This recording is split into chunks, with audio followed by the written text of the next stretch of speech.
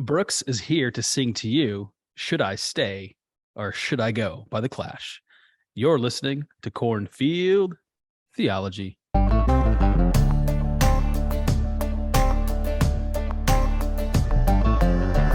Hey everyone, Pastor Sean here, pastor of Redemption Hill Church, located in the Des Moines Metro, back at you with another Cornfield Theology, and we are bringing back the band, quite literally, Brooks. You even know what that song is? Should I stay or should I go?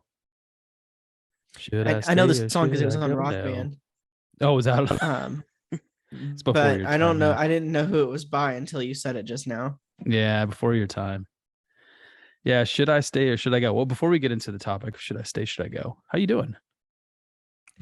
Doing really well. You know, Hannah and I had our first child, a wonderful little boy named Silas, Yeah, and he's so adorable. yeah. But life's good. Life's good. I love my local church and getting more and more opportunities to serve there, and that's been really wonderful. So honestly, I feel very blessed. I've talked often with my wife about how I feel like life's a little too good, you know. Yeah. But yeah. Ain't gonna hate on that, but I will hate on the fact that you left us for that really wonderful church you're currently attending. So I feel somewhat abandoned. I'm still going through grief counseling. Little nuance, because we're huge fans of nuance on the Cornfield Theology podcast. We are. But I left for a girl. Yeah. which by the way, when you left for the job, we all said you're leaving for a girl. Yeah. Oh yeah. And Logan, I feel like I was pretty open about that. I like long distance with Hannah. I wanted our relationship to go somewhere, and so, and just miraculously got a job opportunity. Yeah, it made everything possible. So praise God. Ended up back. And I ended up marrying you. You came back down, had the ceremony here. Okay, man. You need to say I ended up officiating the wedding. I officiated the wedding, not marrying you. Yes. I always do that. It's like, what? You did what? You did? I don't think you did that. I don't think you know what you said, son. That's what happened. Yeah. And honestly, you officiating our wedding went perfectly. Like, just a really great message. And Hannah and I are still grateful for that. Yeah. Except for the fact that you left early, couldn't hang out till the end, couldn't hold it. But why didn't I? Oh, I had to preach the next day. That's what happened. Yeah. But yeah, it was a wonderful day. I was blessed to be part of it. Yeah, it really was. Well, topic at hand, Brooks. Should I stay or should I go? We are going to talk about why a person or family may leave the church. And before we get into reasons, I think it's worth pausing for a moment, stepping back, and just acknowledging a few things. One, it's actually a very sobering topic. It's not a topic I actually like talking about at all. In a culture of decommitted people, more and more people are not as committed as much to local churches or really anything at all. And as a pastor of a local church, and I think you're a pastoral intern at your local church, if I'm not mistaken, you're a pastoral intern at Redemption Hill when you were here. These are things you have to think about because they're a reality, unfortunately, within church life. Just stepping back, is there anything you want to add to that before we get into maybe perhaps reasons why it would be good? No, we recorded an episode of Cornfield Theology on reasons why you couldn't leave a church a long time ago, and I didn't remember this as we prepped, but I'm remembering it right now. So I was trying to go back and look for it, but I know certainly that we did. I remember it. Do you remember that podcast episode? Maybe we should throw that in the show notes. Yeah, we'll put in the show notes. Probably like one of the first few, early on 2018. Yeah, it would be one of those podcast episodes I'd probably listen back to and be like, yeah, Brooks probably didn't know. Anything that's like 2 to 3 years old for me. Yeah. It's always hit or miss because people grow and change. But yeah, absolutely. Hopefully, we're a little wiser 4 years later. We've thought things through. A little less of a smart aleck for me. That's what I noticed listening back on our old podcasts. Like, you kept things lively, man. You kept things moving, and occasionally there was a rabbit trail that we had to shoot the rabbit and bring it back to the main point. And that's good. That's all right. I love rabbit trails. Yeah. I mean, like, anyway, yeah. There's podcasts now where people just talk for 3 hours. So. Right. Like rabbit trails, It'd be pretty good depending on what kind of podcast you're doing now. But Yeah, it's funny. anyway, Like you talking about a we're rabbit on one trail right was the now. rabbit trail. But what was I gonna say? Okay, so I don't have any particular thoughts before we dive in to why Yeah, people are leaving the church. I think, as always, like, of course it's multifaceted. We'll talk simply about things that are complex. right. um I guess that's just some prefacing. And maybe I would say for the believer it can be a lot more complex. Like, for a Mhm. believer to think through, should I leave a local church, and to give their reasoning for the local church, can be pretty complex. There's numerous. But usually for a non-believer leaving a local church, they may give one reason, but we know that they've moved away from the church because they were never among the church. They were never truly one of them. And so it can be boiled down. I mean, they'll give Sure. their own reasons, but it can be Yeah. boiled down, right? Yeah, they were not among us. They went out, but they were not among us. Yes. I agree. And I think a further I don't know, clarification or qualification is that, like I said, this is a very sobering topic. But one of the realities that we're seeing more and more is that churches are shifting and changing. They're shifting in theology, they're shifting in how they understand culture. And if you've attended a church for 5, 10, 15, 20 years or whatever, and you're observing these shifts, all of a sudden the church you're now a part of is not what it once was, right? And so I think, in my view, especially in terms of church culture, we saw a lot of churches exposed in 2020 about what they really do value and how they're really motivated. You know what I'm saying? And what I've noticed, as we've seen in America, so for example, in America broadly, you have folks who were in the big city who maybe were more conservative on the coasts, and they're like, "This is not my jam. All these lockdowns are not my thing. I'm going to go to a more conservative state." So I think one of the latest, if you go to the 2020 census, like all the states that where people were leaving were blue states. Now, I'm not knocking what kind of state you live in. That's just the reality of the situation. And all the states that were increasing population and gaining representatives, places like Texas, and Florida, which tend to be more conservative, you know, people were moving there. And so that kind of shift and change is also taking place in local churches. And then again, I want to say this with so much sobriety. We live in such an uncommitted culture, and I think people need to press in toward commitment. That needs to be your default anytime you're a part of local church. But I think we have to acknowledge, if something massive is shifting in your local church, there might be cause to leave. And these are three categories. Here are three categories, Brooks, that I was kind of thinking out of in terms of good or bad reasons to leave a local church. And then if you want to add categories, you can. But I think working through these categories one by one would be helpful. One, people leave for preferences. It's like you're part of a church and you're Joe Schmo or whatever, and they changed the carpet from burgundy red to blue, and you're just like, oh, I can't handle the blue. I'm out of here. Okay, we're gonna talk about that. And that sounds very like it never happens. Like, it doesn't sound very realistic. Right. But I think definitely in some churches, especially with really established older congregations, Yep. that kind of stuff does tear churches apart sometimes. The changing of the carpet, or changing from pews to chairs, or things like that. But preferences goes further to, like, preaching styles, and Correct. like, it goes much further into Personalities. things that are more significant, where it's like, I like, my pastor's just boring. Yeah, Yeah, yeah, yeah. yeah, he's preaching the word, he's faithful to the word, I'm being fed. But He it's bores just not me. the style. Yeah, I right, like TED Talk style sermons, and right, he's giving me John MacArthur style right, sermons. right. You know, So like music is too. We could throw music into that. Like, oh, they definitely. introduced the drums. Woo, getting wild. It's that kind of stuff. And everyone's like, whoa, whoa, whoa, whoa, whoa. We've been doing organ music for the last 30 years. Now we're doing drums. I would throw that into the preference category. Now we can argue whenever there's some of these preferences, how does a pastor lead a church through change? I think there's a fair conversation Yeah. to be had, but I think we need to be careful. I'm always reluctant for someone to say I'm leaving this local church because there's some type of preferential change within the church. Yeah. There have been most times throughout history, where we've never had the amount of options that we have. Like, leaving a Yeah. church because of preferences is a very consumeristic culture ideal. and I'm leaving because you changed the carpet, because Mhm. I like the carpet at this other church, right? Or I don't like the preaching here, but I do like the preaching at this other church. And it can Yeah. be even that one, like I've heard it couched in Christianese terms so many times, is like, I'm just being fed better. Like, I'm like, "Man, I don't know. This guy was preaching pretty good sermons. It's just Yeah. he's not as dynamic." I get what you're saying. You know what I mean? But Yeah. um, We want the really good communicator, and he's borderline yeah, comedian slash TED Talk guy, like you mentioned. He's engaging. He speaks to my wait for it, my feelings.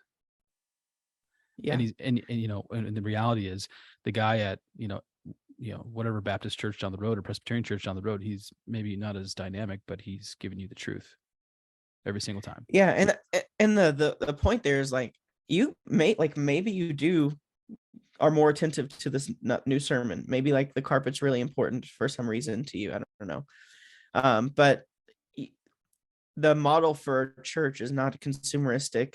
Move around, pick who you want. This is my family. I'm not coming only to receive, but I'm a member of this family, and I've made a commitment. I've entered a covenant with them to give. Right, my gifts are meant to be used in the local church. The gifts of my fellow members are meant to serve me, and I'm meant to sit under the elders and pastors that God has given to me. Right. And that's something where I'd be really hesitant to leave a church. I think that is especially if you're a member, which I think you should be. Christians should be members of their local church. Yeah. But I'd be very, very hesitant to say any kind of preference or preferential reason for leaving is okay. Behind that, like, you wouldn't leave if this was the only church on the block, right? You're leaving because there's another church you can go to. Right. Most of the time, sometimes people just leave and they're like, the pastor didn't get me, so I just Right. don't go to church anymore, but So two things. One, if you hear the crickets in the background, it's because I'm doing this recording in a horse stall, not the actual stall, but like the stalls are behind me. And they're just outside. So a little different setup if you these hear the baby in days. the background, it's because I'm in my home and my Yeah. baby's crying.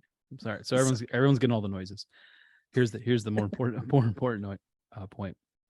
I've used this example often to describe American Christianity in terms of how they view the church and even perhaps understand Jesus in the Gospels. But let's stick with church.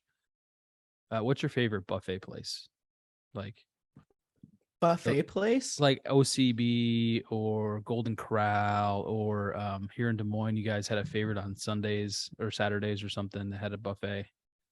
Machine Shed, those places. No, I hate Machine Oh, Shed. that's right, because you worked But at Cracker Barrel. Cracker Barrel all day, man. They don't have a buffet. Probably Golden Corral, All right, let's but go with that's Golden for Corral. lack of other options. All right, Buffets aren't in style. I haven't been to a buffet in many years, yeah, I haven't either. other And than maybe a Chinese buffet, actually. But I think I went to Machine Shed, I feel like maybe the last 6 months one time, but here's the point. Christianity is very much you walk into Golden Corral, like you say, and it's like, you know what? I want a little of that. I want a little of this. I don't want that. I do not want the green beans. I do not want the mixed vegetables, but I'll take the prime rib. And that's we exactly treat me. I don't want the green beans and the mixed vegetables. I want the fried chicken. I want the prime rib. That's right. Do they have prime rib at Golden Corral? I think your analogy might be falling apart a little bit. I don't know, whatever they got, Do they have It prime is. rib? If so, I really need to revisit Golden Corral. I've only been to Golden Corral when I was in North Carolina when we were in grad school.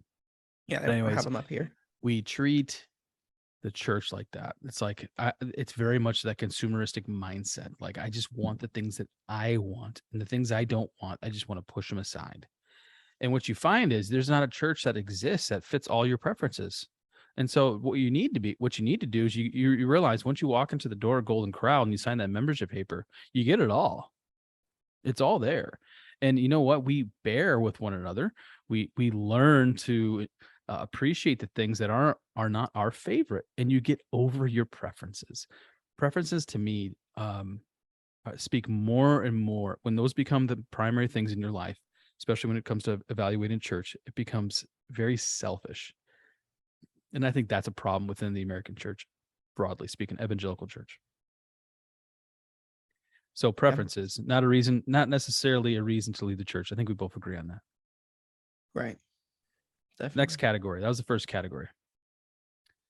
This is going to require a little more nuance, Brooks. Theology. No, I'm he said. anti-nuance. You're anti-nuance. I'll find a way to say it without nuance. Let's see how I can do. Theology. Now, the reason why theology is nuanced is because there are good gospel-centered Orthodox Christians that I love who will disagree with me on specific theological points. Like, for example, this is an easy one, eschatology, right? I have brothers in Christ, brothers and sisters in Christ who are pre-mill, amill, post-mill, right?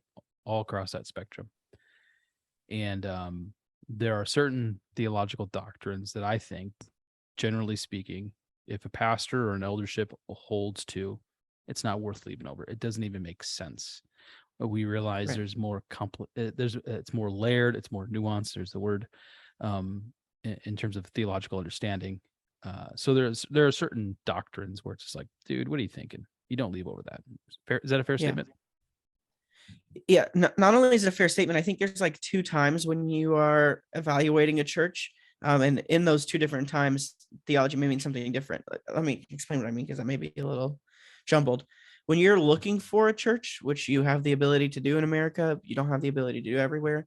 I would avoid churches that have bad theology, right?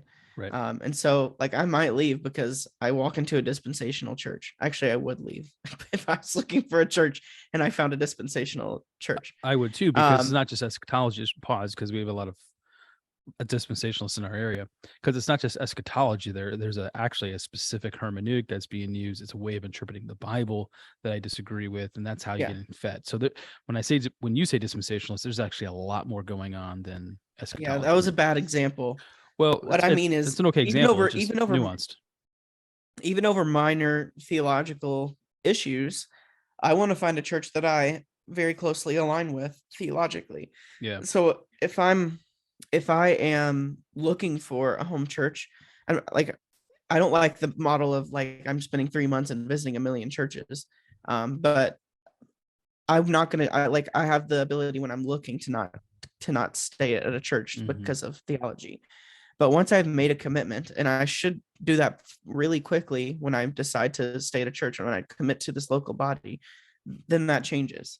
Because I've entered into a covenant with the people of the church, and I'm a part of that church.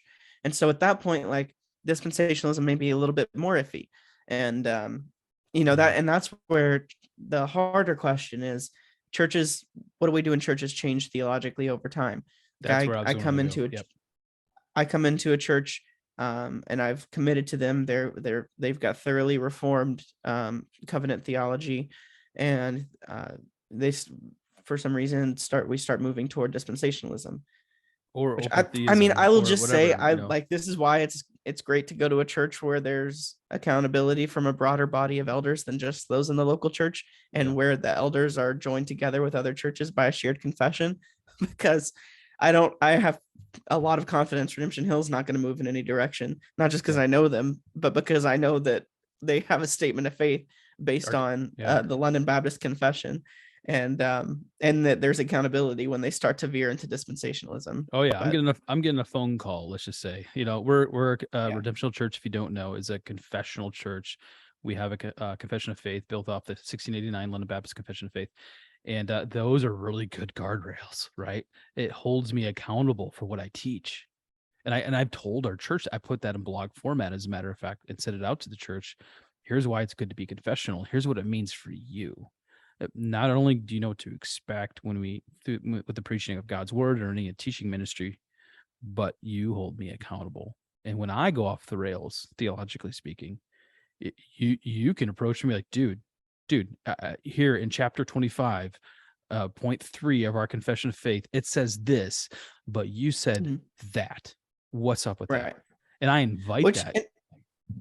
Those confessions can provide a lot of relief or trust to people looking for a church, because you, as an elder, you have to fully agree with the confession of your denomination. Now, like, I don't have to. So if I'm okay with coming into a church that believes in infant baptism, even though I don't, I don't think I necessarily have to believe that depending on where you go. Mhm. But it lets you know that the elders are going to have to stay consistent.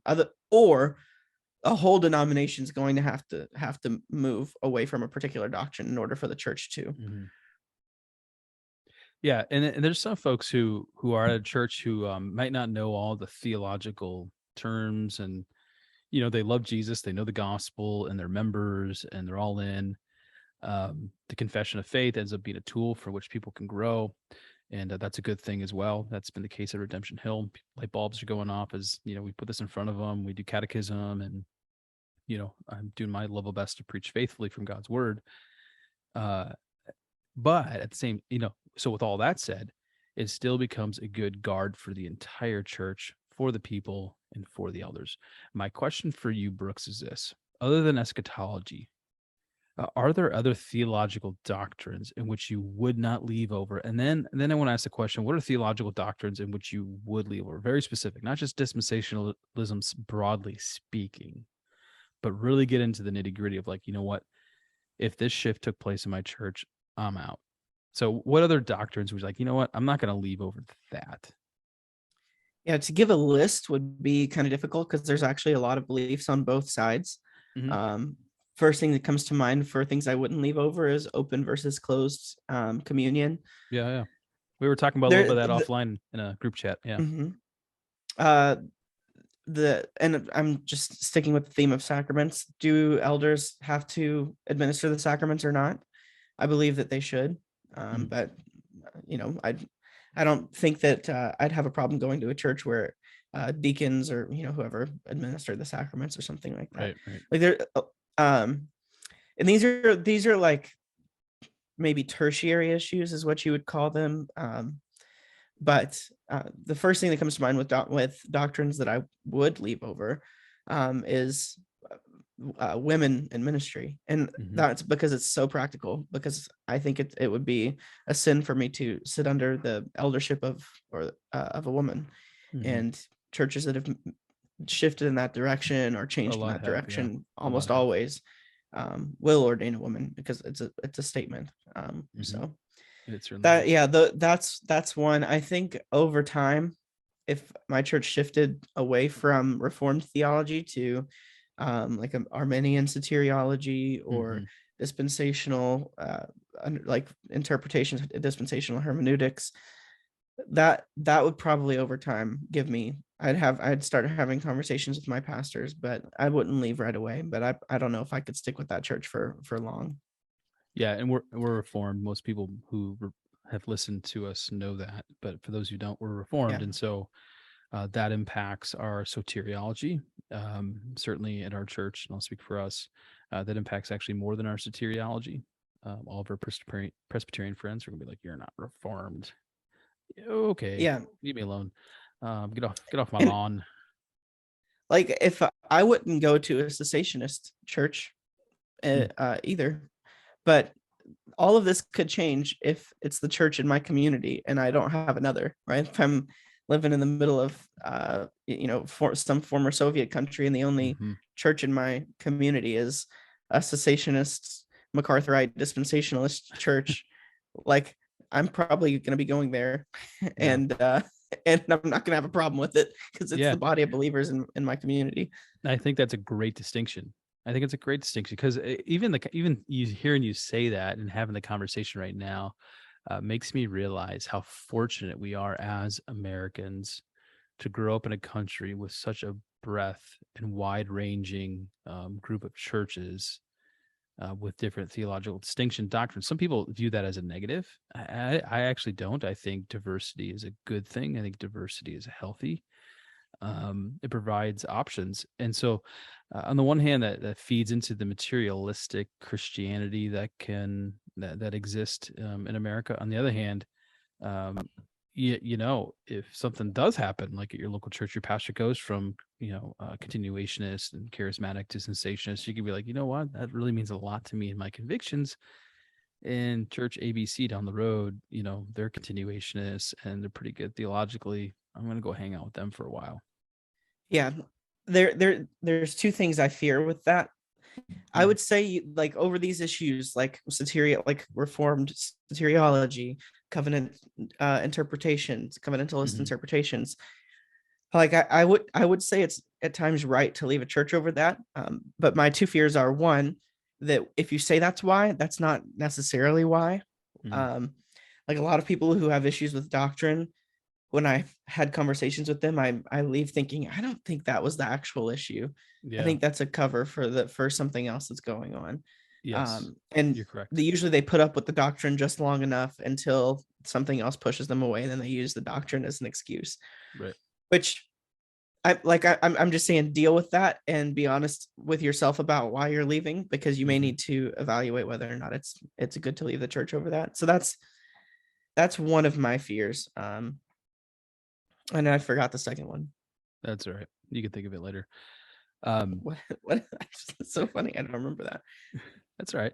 Uh, so when it comes to theology, to kind of put a bow on this and move to maybe more cultural reasons, people might leave a church. It's mixed. It's nuanced.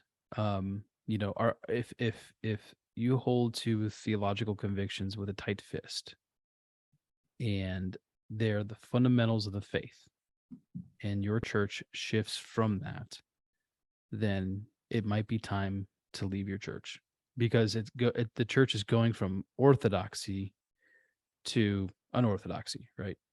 They're Yeah. moving away from historic Christian orthodoxy and into liberalism, right?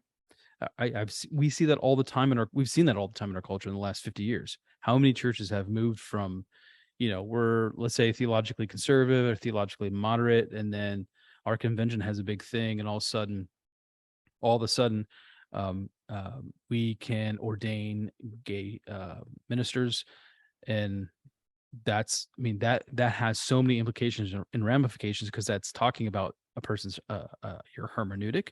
It's talking about what you understand around cultural stuff, and so you got to leave. You got to say, Yeah. deuces, I'm out. Yeah. I remember the second fear. So I'll just quickly Yeah, go state for what it, I man. meant to state earlier. My second fear would have been, and is now, that those who are very theologically inclined don't have primarily an attitude of commitment to their church, Mm, and so they end up leaving over issues that could be important, but leaving your leaving your church is a very serious thing, yeah, and there should, even in those difficult situations where you need to leave, be a base level commitment that you've had to your church, that makes it difficult. It shouldn't be a very quick thing, and at least not in most cases. So, yeah. yeah, I almost wish like we had like a checklist, like a theological checklist, and if your pastor's clicking off 90% of those doctrines or something, that that are truly orthodox, and maybe like 10% aren't your favorite, and that, it's like, do you leave over that? I mean, depends. I guess it depends on what's in that 10% for sure. I think the point I'm just mhm, trying to make is, like, we're too quick to leave. yeah, It really depends on the doctrine at some hand. people, Yeah, some people for sure. And there's a lot of people who are long suffering. yeah. I know people who are like, you know what, we're going to endure because we do have commitment. We have commitment to There's the local members body. there's members at my local church who've been there for 40-ish year, almost 40 years since the church was planted, that Yeah. have gone through a lot. Like, just thinking about what happened in the 90s with our local church, Hmm. very, very different. And those members still stuck through it. And Yeah. those are very long suffering people, very committed people. And I mean, I know this goes to the other side of the conversation, but I think those folks need to be commended, and we don't Yeah. speak about that enough. We don't speak about the importance of long suffering in a local church, the importance of commitment in a local church, having the long game. We're such reactionary people in our culture. It's like, whoa, that Mhm. happened. Ooh, well, I don't know if I can handle that. Where it's like, well, do you have the long game in view? Where is this actually going? You don't get all Yeah. worked up over one thing. And I'll to go back to what we were just talking about as well. There are levels of doctrines. If you've heard, some people use the primary, secondary, Hmm. tertiary. Yep. And like, primary is the orthodox, the doctrines of the faith, the creeds, the confessions. Secondary are like things that I wouldn't, or I would leave my church over. And tertiary are those unimportant things. But that I actually kind of contradicted what I was about to say, which is I don't necessarily think any doctrine is unimportant. Right. And Right. so to say like you should suffer with your church through horrible secondary doctrines, I wouldn't be one to say that in all situations. I Mhm. think that for instance, homosexuality, you could call it a primary doctrine, depending on how you organize them, but it's not the gospel specifically. It's not this, at Mhm. least a simple version of the gospel. It's certainly in the gospel of God, which is through the scriptures. But it has nothing to do with the Trinity, has nothing to do with uh you know what I The mean. And divinity and so humanity of Christ. Yeah. Yeah. Yeah. Gotcha. maybe, yeah, maybe included in secondary doctrines. Mhm. Same thing with women pastors. And I've heard people say, like, if you believe in the women can be pastors, you're a Christian, and we fellowship with you, and we have unity with you, despite the fact that we're in separate churches, which is true to an extent, but it's almost to say it's not. It's just not important because it's secondary and not gospel. They just put it to the side. It's not important to us, and I really believe that whatever God says in His Word, even if it's the smallest thing, God said it for a reason. I believe it's important. I believe it's important for Christians to obey God, Mhm. and so that might be another category we could talk about: is what do we do when we feel like we're having to disobey God by being in church, Mhm. in the church that we're in. But Yeah, no, it's good. A word that keeps coming to mind when it comes to a member evaluating their church, elderships, it's the word faithfulness. mhm, Are they being faithful? We're in the category of theology here. Are they being theologically faithful the best they can see it, and then being honest with us about how they see it? They're not afraid to speak to the controversial issue of women being pastors because they're just being faithful. I think that's really important. Like, there's a lot of good pastor. There's a lot of good theologically sound pastors who are not faithful. They know mhm. their stuff. They've done their chops. They've done the seminary. They've read Wayne Grudem and Burkhoff at the same time backwards. And yet there's something about, are they really being honest, with me? Are they skirting the hard issues because they want the church to grow to be XYZ? Is the motive, church growth instead of being faithful to God's word? So Yes. you really need to ask that question as well. And man, is that a faithful pastor to me? Well, yeah, the Bible puts expectations that that the congregation should have of their pastors on them. And the Bible puts expectations on the congregations of how they should relate to their pastors, Yep. right? That Yep. you're to honor the work of your pastor, treat them with respect. Don't let their leadership over you be difficult. Um, you're to imitate their faith. Like there's all Mhm. of those, but then for pastors, there's an example of teaching, of defending the sheep, of being gentle with the sheep. You know what I mean? Yeah. Like there's the Bible puts parameters around both sides of that Correct. Eh, relationship. 1 Timothy 3, Titus 1, 1 Peter 5, Acts 20. I mean, there's more than that in Yeah, terms of I'm thinking of a describing. text in Titus. Let's see if I can find it. Yeah. Well, Oh yeah. you can look it up. There's plenty of texts in scripture that speak to the qualifications and roles and the heart of a pastor. One of my favorite passages to preach on pastoral ministry is First Peter 5. It's not to dismiss um, First Timothy 3 and Titus 1, but I look at First Peter 5 to shepherd the flock of God that is among you, and I look at those characteristics. I'm like, yeah, that's what it means to be a shepherd over sheep and to care for their souls. Yeah. Yeah. I was actually thinking of First Thessalonians 5. Mhm. Talks about the pastors labor among you. They lead you in the Lord. They admonish you. They keep watch over your soul. Um, and that text also says what our role is to our pastors: give recognition and appreciate Mhm. them, Yeah, regard them very highly in love, obey and submit to them. That's something we don't think we should do to pastors most of the time, but the Bible tells submits us it we're to early. obey. Submit's a Obey and dirty word. submit. Yeah. I'm gonna say this about Redemptional Church. That's why I love this church so much. Is that they honor and respect me in rightful ways, in appropriate ways. And I hope I'm doing that the same way back to them. In a way of shepherding and the flock of God that's among you and caring for them. I love our church. No, I say our church. I mean Redemptional Church. Yeah, I love your church as well. My former church. Yes. I So left my church for a girl. So that's how we started off this podcast. is So that a good where reason does to that leave a church? where does that fall on the reasons to leave a church? I don't know. That's a new category that we need to discuss, Brooks. Well, to be fair, Maybe you could say moving. you I move mean, you I left with my moved for a blessing. girl, and the move made me leave my church. If I could have Yes. moved and Don't try to kept talk my your way out of church. this. No, This hypothetical. yeah, you're left with my blessing, that's for sure. Because you married a wonderful, wonderful person. All right, last category. So first two to review, preferential, not a lot of reason to leave there.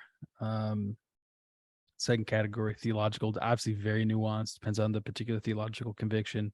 Is a church Oh moving crap! from? I didn't state it without nuance, like I said I would. Yeah. Well, here we are. Here's the. Let me state what I can without nuance. Go for it. Regardless of the theological disagreement, you should treat leaving your church with solemnness, and you should have a baseline commitment to your church that makes that a difficult decision. If your church is starting to move away from the gospel or starting to move toward very things that cause you to sin, and not just the baseline gospel, but there's lots of doctrines that tend to fall like dominoes before the gospel gets lost, like homosexuality, if the gospel isn't completely lost with that. Those things, I think that in many situations it's best to leave over those things. But there's your nuance, people. All right, cultural reasons. Now, culture can be a little more tricky to find. We talk about ethos; it's less tangible, a little more flexible. Before we here's get what there, I always hear though. yeah, go ahead. It was hard for me to get connected. Oh That's yeah. Number why one. people, I hear it constantly, and it always frustrates me. So I'm like, I've been to many churches in my life, and not one of them has ever been hard to get connected. From like the most fundamentalist church to like the most charismatic church, from like you name it. I've never been to a church that's difficult to get connected. People always want to talk to you. There's always ways to join a community group. Totally. Like it's almost like they expect, if I don't make a good friend my first week or two, it's hard to get connected. That's not necessarily the case. Like I'm not saying it's never true, but I think it's almost never true that a church is hard to get connected into. Yeah, man, you're opening up a can. Usually, when I hear it's hard for get connected, it's hard for me to get connected the way that I want to get connected. That's the rest of the Which sentence. is what? What does that usually mean, though? That's the preference. That's the preference. I want to be involved in this specific kind of Bible study, or I want this type of fellowship with men or with women or whatever. They have this does get into maybe some cultural stuff, which we'll get into more specifically here in a moment. But since we're here, it's like you have a picture in your head about how something's supposed to play out. And even though everything else is good, when it doesn't play out that specific way, you get disappointed. So in other words, a person may put expectations on a church, and the church was never meant nor was going to meet those expectations. And then that person gets frustrated and they didn't get, quote, connected to the church. That's kind of what else is being spoken there. Yeah.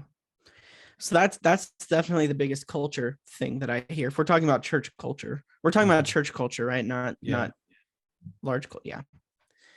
Yeah, church culture. I'm going to throw down some statistics here. The state of the church, and I find this very fascinating to me as we engage in culture. A weekly attendance between 1993 and 2020 has dropped precipitously in the church. 45% of people, U.S. adults, all the way down to 29, which and that amount of time is actually quite large. And the next statistic there, it's more by generation. I can't remember if this is all from Pew or from Barna, but Barna. from Barnum. Okay, from one of the two. Yeah, Barna. It's all from Barna. And this statistic is showing just, we have the millennials, Gen X, boomers, and the elders who are older than the boomers, and just showing basically their weekly church attendance. All of them are dipping, but all of them are also starting from a different starting point, right? So there are less millennials going to church naturally. They're in a Christian home or whatever, and less that are ending up in the local church. And so what we're seeing is people are leaving the church. And I have to ask the question, why? Here's one thing I would say about the question of why people are leaving the church. Wait for it. Here it is. The church, broadly speaking, the evangelical church has acquiesced to the culture. It has not been distinct. It has not been salt and light, broadly speaking. I'm speaking within America in particular. And so people are like, well, this looks exactly like what happens outside these doors, and therefore why not just go over there? Another way to think about it is we have watered down truth. We have watered down what it means to be a follower of Jesus Christ. We've watered down what it means to call Jesus Savior and Lord. And now all of a sudden, when the church looks exactly like the culture, no wonder people are leaving. It's no wonder, for example, people are leaving mainline denominations in vastly greater numbers, because what do they believe in? They've watered it all down. That's one way that I assess kind of the trends in culture. Yeah, it's actually really important because the um the church guru model, like bring in a consultant, church growth Yeah. consultant to help you grow your church. The recommendations are always to please the people, and it's usually like in every seeker sensitive church I've ever seen, it's a watered down version of what church is meant to be. Yeah. It's very consumeristic. It's very watered down teaching, and Mm-hmm. that's what you hear. That's how church grows, right? Mm-hmm. It's not. And I'm thinking of two specific churches in my life that I've seen adopt that model and then fail. Correct. And it I think that it probably worked Mm. in the 90s and 80s when millennials and Gen Xers wanted to go to a rock show instead of a church on Sunday Right. morning. Yep. But that's not working anymore. Not with millennials, not with Gen Xers, and it's definitely never worked with Gen Z. And the older generation of pastors, they're not seeing it. What they're doing is they're doing this one, they put their finger in their mouth and they put their finger in the wind, and they're like, okay, the wind's blowing that way. Okay, we got to do that thing. Or the wind's blowing that way. And all of a sudden they retreat and do that other thing. And or the congregation's saying this, so we got to do that or whatever. And pastors are losing a sense of, okay, what does it mean to be a faithful local church? What does it mean to be faithful to God? We're losing that. That the church is not supposed to look like our culture, especially not now when our culture is so anti-God. And it's really interesting that in order to win people, that we try to become like the people that that are God haters, the people that the Bible describes as our enemies, right? And when we win people with that model, we don't often win people who are fanatically in the Christian faith. We win people who are only kind of in the Christian faith, and then they apostatize later on. They don't stick with it, because it's not the transition that becoming a Christian is supposed to be. Like, becoming a Christian is supposed to be a worldview changing event, Yeah. where you are now different than the world. Jesus has promised that the world will hate you. He's promised that you will be persecuted. You're not supposed to be friends with the world, because friendship with the world is enmity with God. And that's what being Christian should look like. And so when the culture is yelling at me and saying they hate me, and I feel like my church is nothing like them, I'm usually not going to think that's a bad thing at all. Usually I'm like, that's a pretty good thing. And that's exactly what Jesus said would happen. But when you're winning people by becoming like culture, which doesn't really work looking at these numbers, then you're not only not winning people, but the people that the smaller number of people that you do win to the Christian faith don't last in it. Dude, let's just throw down John 15, which is what you're referencing here. And it is exactly what we're trying to convey here. But Jesus just says it a whole lot better than us. He says this: if the world hates you, keep in mind that it hated me first. So if you're a disciple of Jesus Christ, just remember, it hated Jesus way before you. If you belong to the world, it would love you as its own. And that's part of the problem. Christians want to be loved by the world. We want the culture to look at us and be like, oh, they're okay. They're not the rebel rousers. They're falling in line. Mm-hmm. That's, again, part of the problem. And Jesus is like, that's not how this works. He says, as it is, you do not belong to the world, but I have chosen you out of the world. Doesn't mean we've done the whole Star Trek things, beam me up Scotty thing, and we're all of a sudden not on Earth. No, we're certainly, living on the earth, but Jesus has called us out of that lifestyle and out of that, in a sense, in one way, out of the culture, to live differently amongst the Very culture, differently.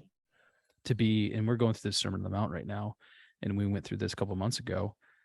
We're here to be salt and light. We leave Right, exactly. a salty residue everywhere we go. That's what we want to do. We want to take that basket and we remove it from the light so that everyone can see the light of Christ. That's how we And live. we're the light differently. up, which is opposed to, by the way, the darkness. It's Correct. complete opposites of what we should be from the world. In what ways? Let's try to put some color on this. What ways has the church has tangibly acquiesced to culture? So you walk into church ABC and you walk in, you're like, whoa, this doesn't look any different. Where's that actually apparent? Like, I would imagine people are like, okay, church is different from the world. Like, I get that. Jesus called us out. We're in the world, but not of the world. And then you walk into a church. How do you begin to see those signs? I think in a very practical way, what a lot of the churches becoming like the world has start with is adopting the world's understanding of love, because it usually starts with the world saying, our culture telling us, you're not loving, right? Love Right. is love. That was the homosexuality slogan, and now it's You love see it on is yard signs still, yeah. Yeah, and now love is complete tolerance and acceptance of views that God hates, and I'm like that, because we believe those things, we're not loving. And so they start to, because we believe God is love and Christians are called to be loving, and if we're not loving, we're not like God.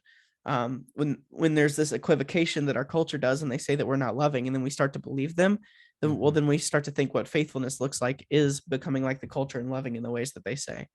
And that's how people have moved so quickly toward leftism, is because they've been convinced that it's the loving position and God is love. In reality, God is love, and it's not a loving position. They've co-opted that word. They've changed it to mean something it never meant.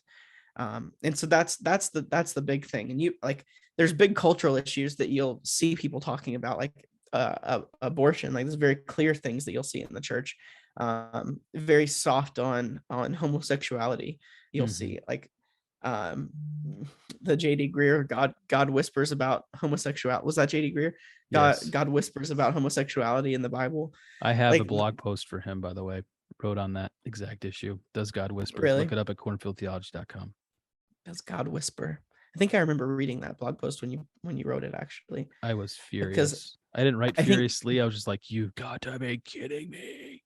because JD Greer said it, and then Ed Litton said it. Yeah. So And it's then like it's the like, same sermon. which But is another issue of plagiarism that I also did a podcast on with Logan. So we covered all the issues. yeah. Continue. Sorry, we're getting off topic. No, that's great. I what I'm saying is that looks different depending on where you go, exactly how we've started to adopt the world's definition of love. But usually it means I want to be really soft and really nuanced on issues that the culture really cares about.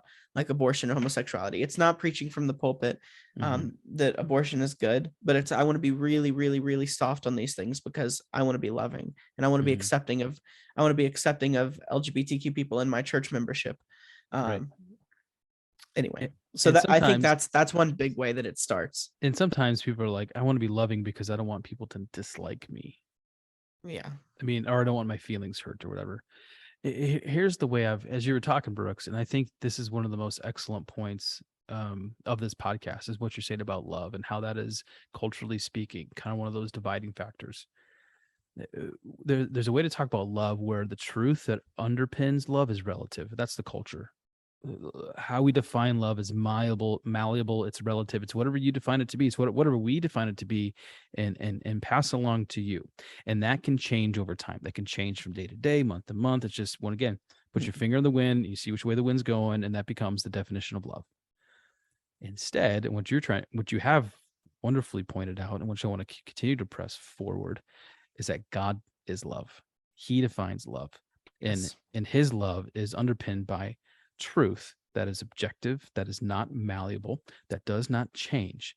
And where do you go to understand love, biblically speaking and rightly speaking? We go to his word and we read Yeah. it. And that's where we understand what love truly is.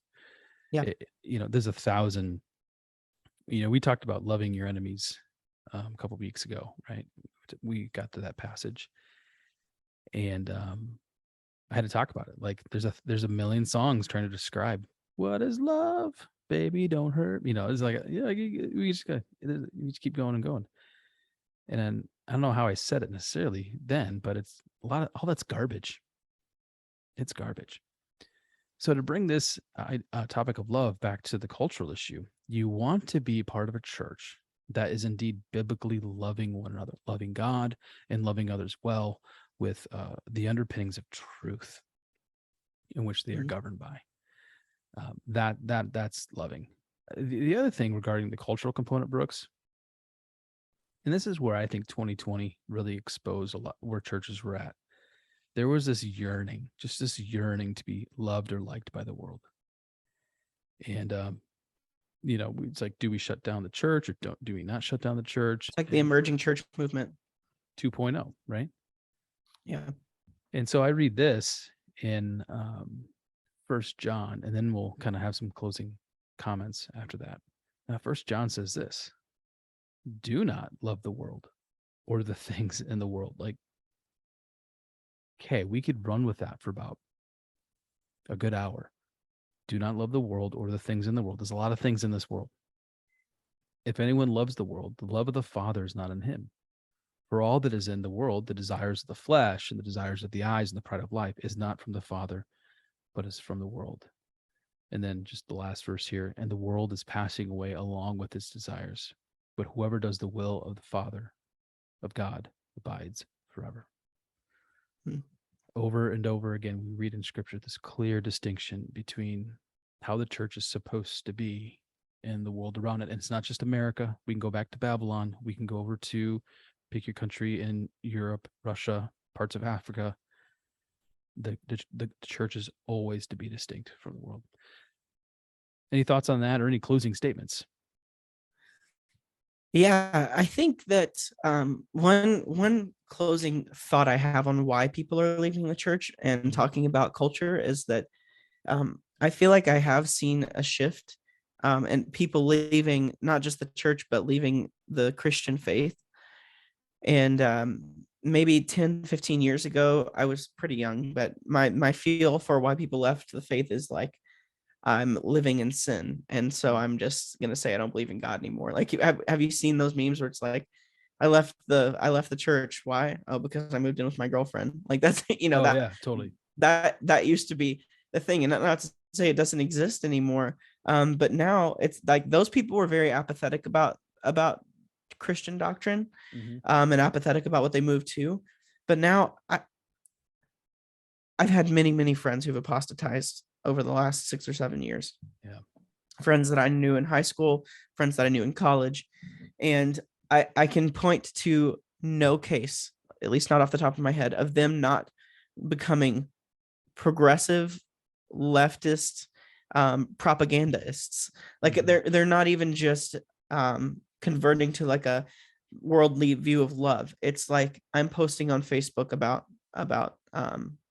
what what progressivism is teaching today, Mm-hmm. about LGBTQ ideology, about abortion, about name the issue.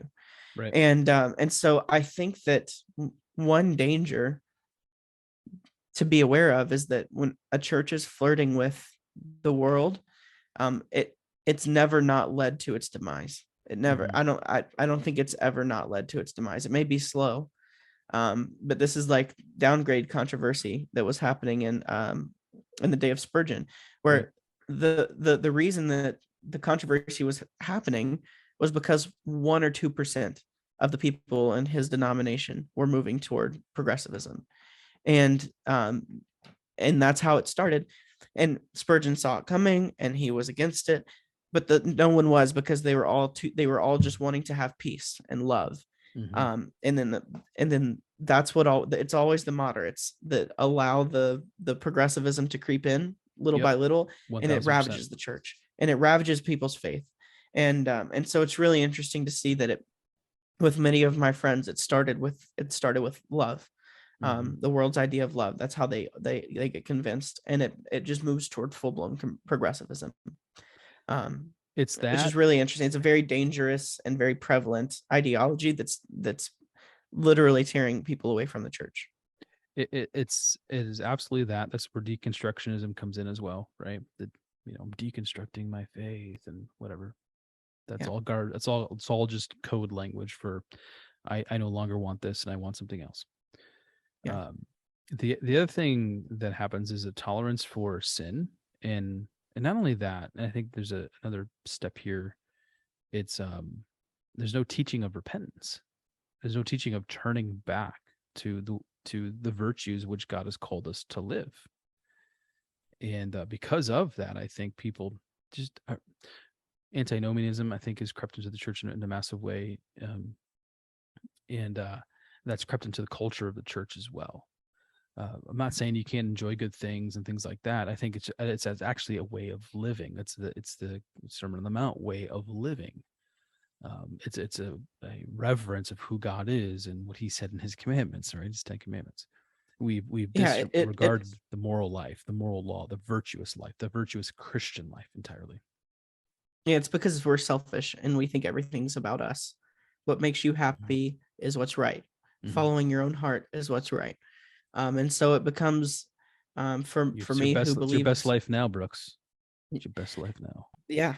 But for me, who believes something's a sin, Mm-hmm. when someone else does not, I feel like I can't call them out. Like it's not my responsibility Mm-hmm. to care about the fact that they've gone into sin, um, because they're believing what they want to believe. Everyone's entitled to their own beliefs. Everyone's entitled to their own opinions, and so we start to put up with sin because it's the loving thing to do, and because it's not my responsibility, because we're selfish, and I think I can believe everyone can believe what they want because it's a self-centered and not a community-centered culture that we have. But Yeah. Well, a couple final thoughts for myself. It's just going to repeat something I said at the very beginning, and you've said this really well throughout this podcast, Brooks. You don't leave a church willy nilly. It's done with sobriety.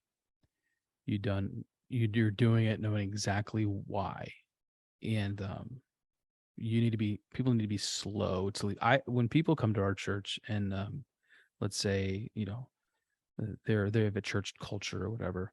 When I hear the story from someone, we have been at XYZ church for 15 years and there's been a massive cultural shift, and when did that cultural shift take place? I ask questions, about a year and a half, 2.5 years ago. And I'm like, I'm thinking to myself, you've been long suffering for that long, because they're hopeful people, right? And they know a lot of people who've been there. I look at those type of people and I'm like, mad respect for you for having the long game. And I understand that you probably had to leave, right? I mean, the theology shifted, the culture shifted, and it's whatever. But I have a lot of respect for that. I get more concerned when people come to my church and they're checking us out or whatever. I'm like, how long you been there? Oh, about 6 months. You remember? Well, yeah, but we're here. I'm like, time out. You need to go back to your pastor, provided there's, nothing, big breakup going on or something. If it's a good church, you need to go back to him and talk to him and be like, hey, here's what we're thinking. We need to create a greater, more significant culture, a better culture of communicating and allowing folks to communicate with pastors about, hey, what are you thinking? What are you seeing? What's bugging you? What's going well too, by the way. We need to create more of that kind of culture within our local churches. And I think what we'll find then, Lord willing, if pastors are receptive, more of that sheep shepherd dynamic within our local churches. And people will be much slower to leave and much more quick to listen and to process and to think through things. So those are some of my final thoughts. Brooks, any good books that you're reading right now? Good books that you're reading? Yeah, the best book that I've been reading recently is called Helpful Truth in Past Places, and it is a look at how the Puritans counseled biblically, and it's specifically a look at a number of Puritan works and how they can inform biblical counseling. Wow, it's very, very good. That's great. I'm reading a few on the Lord's Prayer, one by Kevin DeYoung, another one by Michael Reeves, and also going through Martyn Lloyd-Jones's entire volume on the Sermon on the Mount, which obviously the Lord's Prayer is in there. Yeah, it's where you're preaching, right? Yeah, we're gonna go pretty slow. Yeah. So I'm gonna spend. We got our sermon series, and then we got like a mini sermon series, and so we're really gonna enjoy our time there. Well, that's good, man. Hey, thanks for jumping in on this, Brooks. I appreciate it. And where can people find you? Can you kind of give your website and where they can find you on Twitter and things like that? Yeah, I'm not super active on Twitter right now, but I go through like periods of it. But it's MISTER, Mr. Brookster, BROOKSTER on Twitter. And my website is brookssays.com. brookssays.com. You can find me on Twitter at Sean_DSM on Twitter. You also find me. I'm not that active on Instagram. I don't know if you are. I don't even have an Instagram. Yeah. People tell me I disabled my account. I used to have one, but I hate Instagram, and I kept getting like DMs of people sending me memes and stuff, and I was like, I hate Instagram. Just send these to me over text. So I deleted my account. People tell me I need to be more active. I'm like, I don't got time for all these social media outlets. Instagram to me is the worst social media. Like, give me Facebook, LinkedIn, Instagram, LinkedIn, and Twitter are where I spend most of my time. LinkedIn. See, I don't even have a LinkedIn account. I maybe I should. I don't know. No, weird. You shouldn't. You're a pastor. You don't need a LinkedIn account. Most importantly, folks, go to cornfieldtheology.com. If you want to receive the latest blogs when they're dropped, you can put your email. Just go to the scroll at the bottom, put your email in right there. When a blog is written, it pops out to you. You also can find us on Apple Podcasts, Spotify, Stitcher, a lot of other relevant podcast outlets. If you're using Amazon or Google, we're there, but congratulations. Thanks for listening at that particular outlet, because no one listens there. And you know it, Brooks. I'm surprised people are listening on Stitcher and stuff like that. Usually it's website, Apple Podcasts, and Spotify. Those are the big three. Yeah, you're absolutely right. Those are the big three. And then we're also on YouTube. So you'll see our beautiful faces on YouTube if you'd like. You can hit the like button, subscribe button, and there's some other thing you can do on YouTube. Man, I'm losing it. I'm too old for this. Like or comment. You comment. I don't know. Like, subscribe, comment. Do all the things. Give us 5 stars. But and Apple Podcasts, you can give us 5 stars. Yeah. But I really, really appreciate you all listening. Really thankful for it. And I hope it's helpful for you. Like and share if you think this would be helpful for someone else to listen to. And be sure to comment. If there's a particular topic you'd like us to take up, we love taking up challenging ideas, topics. Nothing's really off limits. There's not a lot that's off limits here. So if we could be a blessing to you, be sure to let us know. So until next time, until the next blog or podcast drops, peace out. I'm Sean Powers. That's Brooks Sevchek. You're listening to Cornfield Theology.